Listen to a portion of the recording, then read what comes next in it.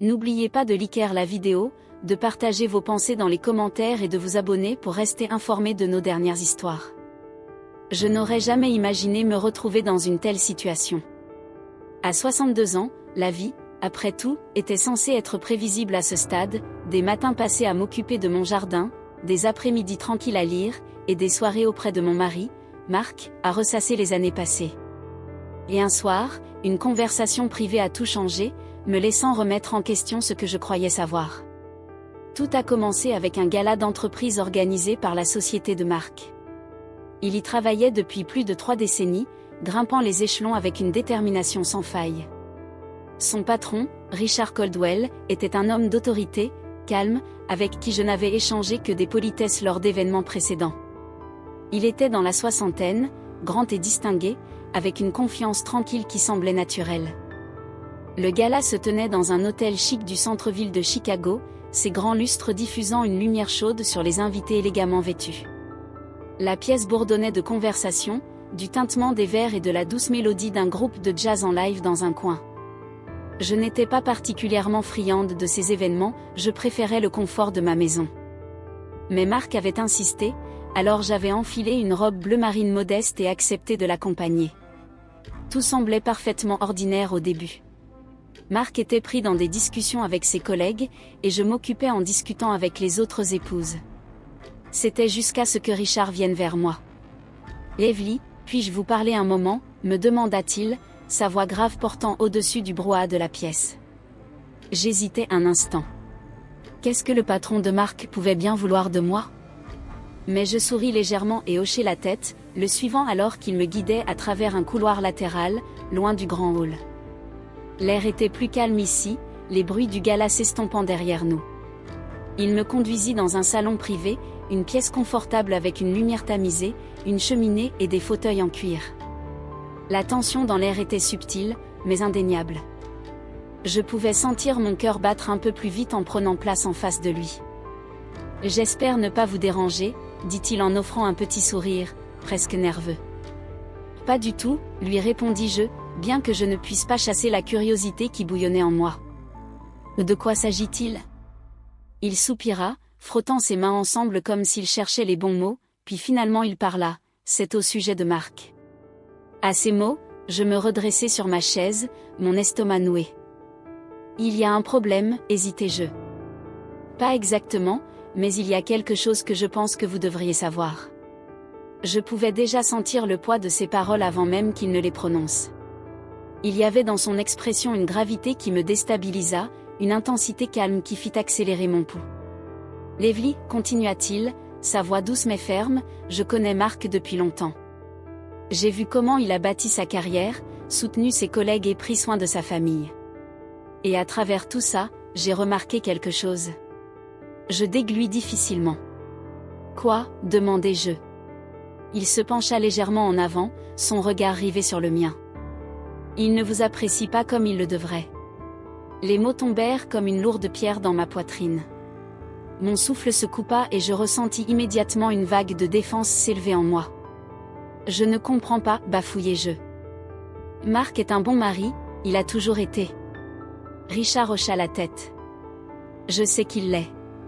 Mais dites-moi, Evelyne, quand a-t-il vraiment pris le temps de vous voir ?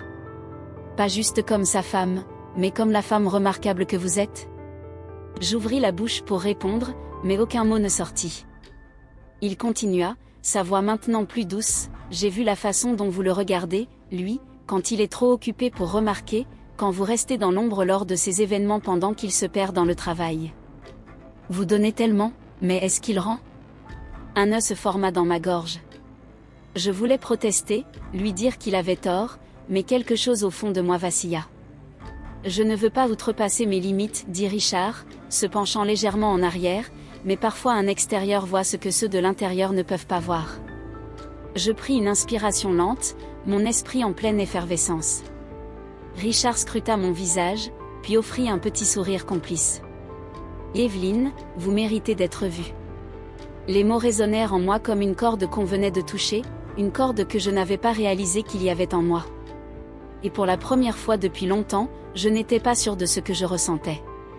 Je restais là, figée, les paroles de Richard résonnant dans ma tête, remuant quelque chose que je n'étais pas prête à affronter.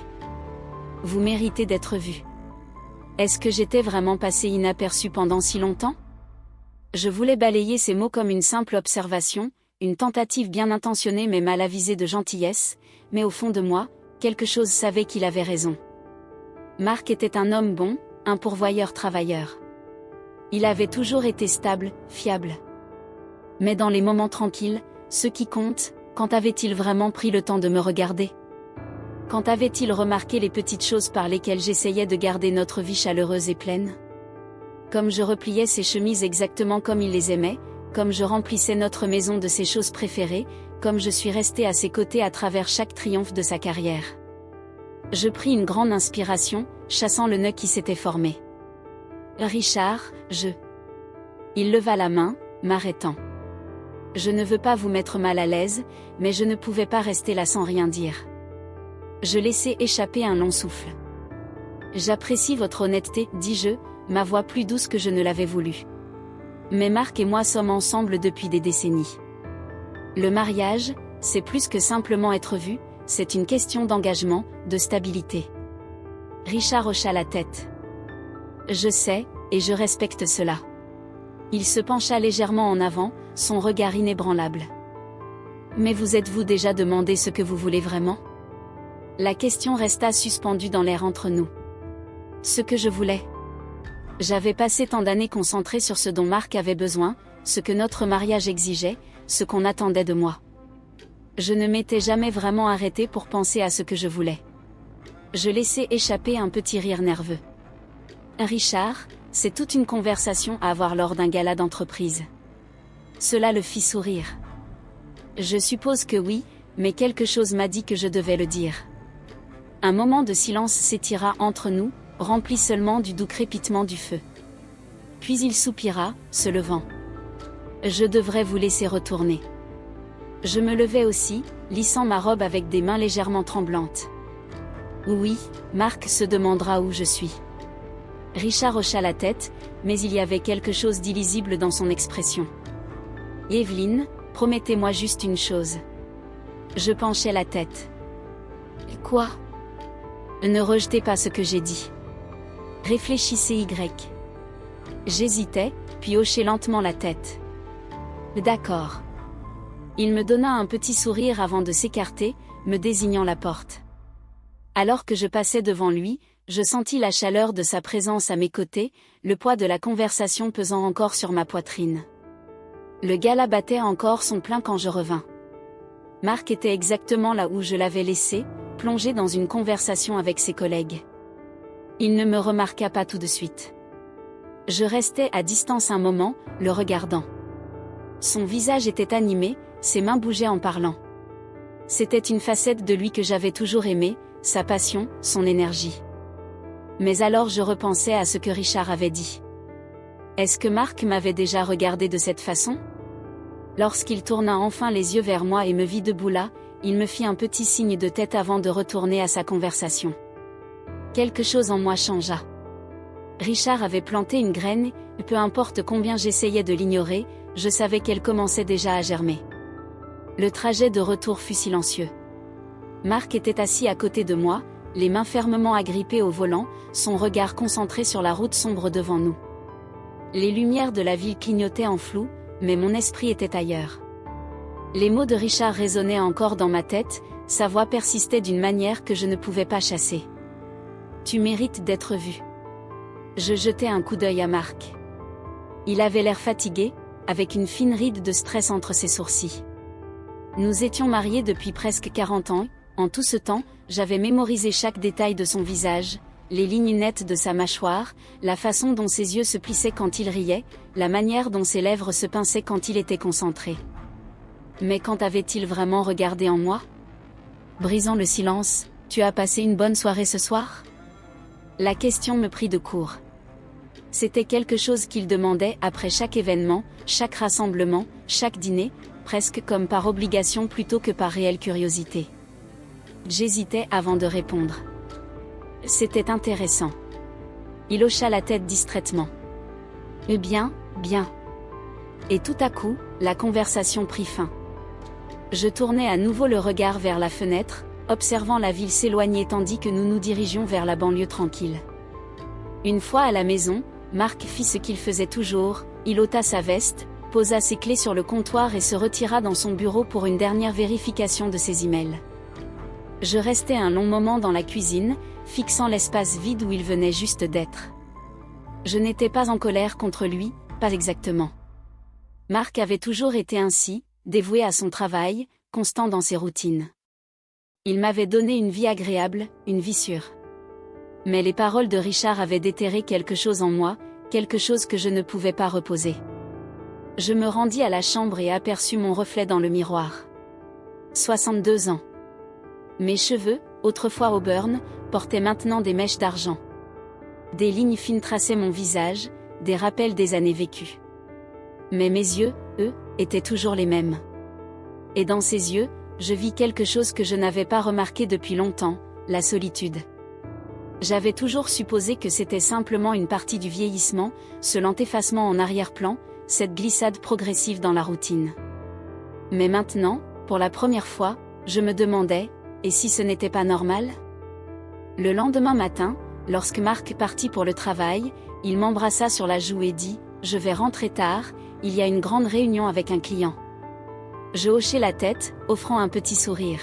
« D'accord, sois prudent. » Il partit. Je restai sur le seuil un long moment avant de retourner à l'intérieur. Habituellement, je remplirais ma journée avec des courses, des tâches ménagères ou du jardinage, mais aujourd'hui je me sentais agitée. Avant de pouvoir me raisonner, je pris mon téléphone et composai un numéro que je n'avais jamais pensé composer. Richard répondit au deuxième appel. « Yveline ?» Sa voix portait la plus légère note de surprise. Je pris une profonde inspiration. « As-tu le temps pour une tasse de café ?» Il y eut une pause, puis, doucement, il répondit « Bien sûr. » 1 heure plus tard, je me retrouvais assise en face de lui dans un café tranquille près du lac. L'air sentait les grains de café grillés et les pâtisseries fraîches, et dehors, les feuilles d'automne dansaient dans la brise. Richard me regardait avec une curiosité calme.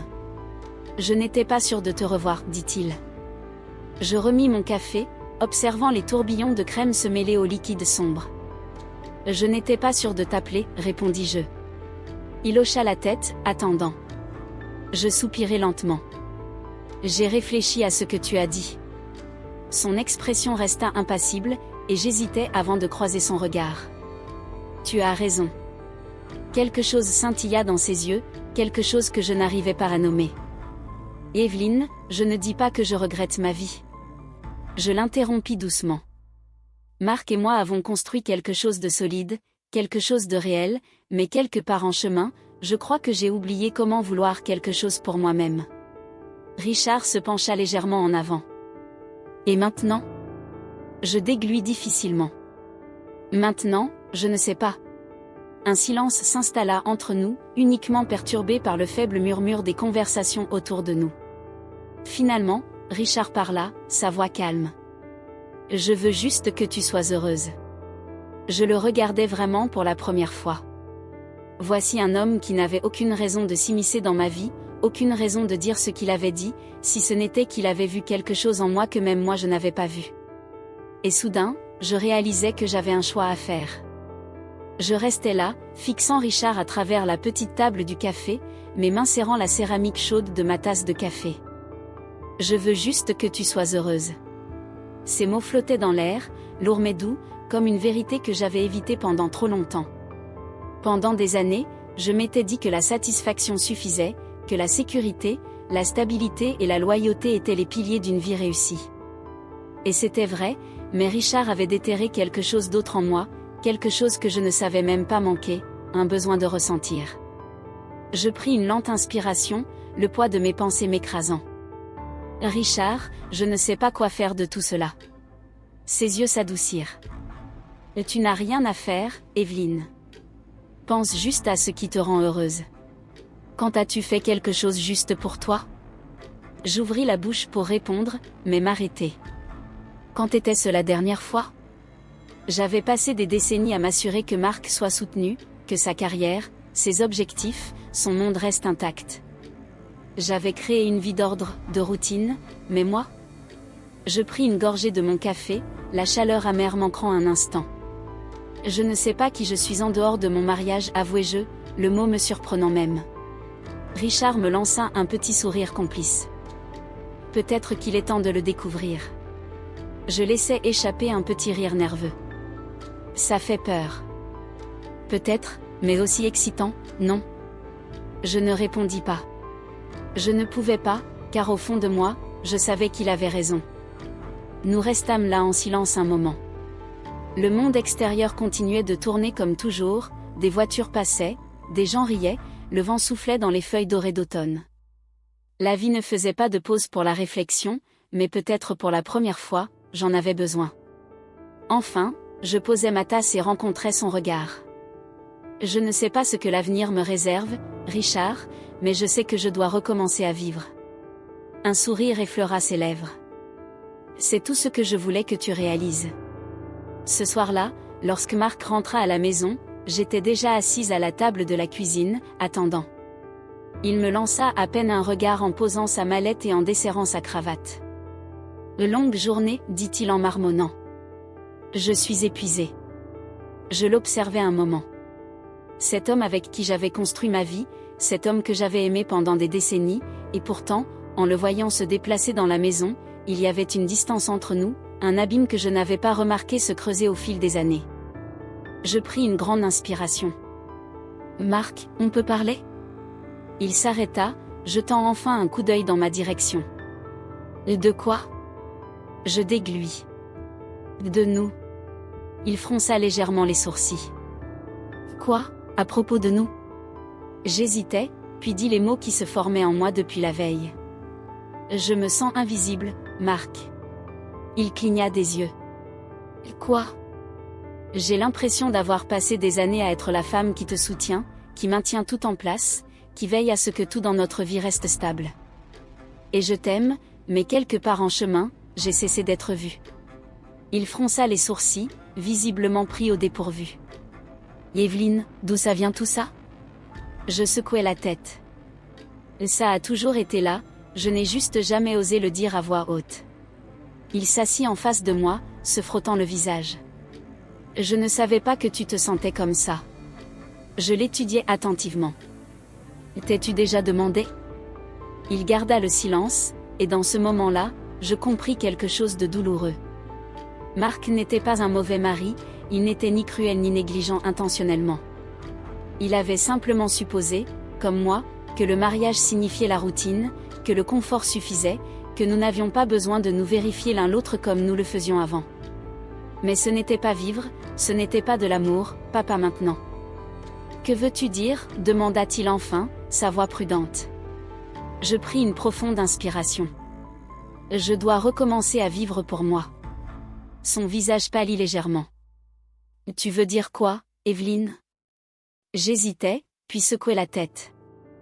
Je ne sais pas ce que l'avenir me réserve, Marc, mais je sais que je ne peux pas continuer comme ça. Et si nous voulons que ce mariage survive, quelque chose doit changer.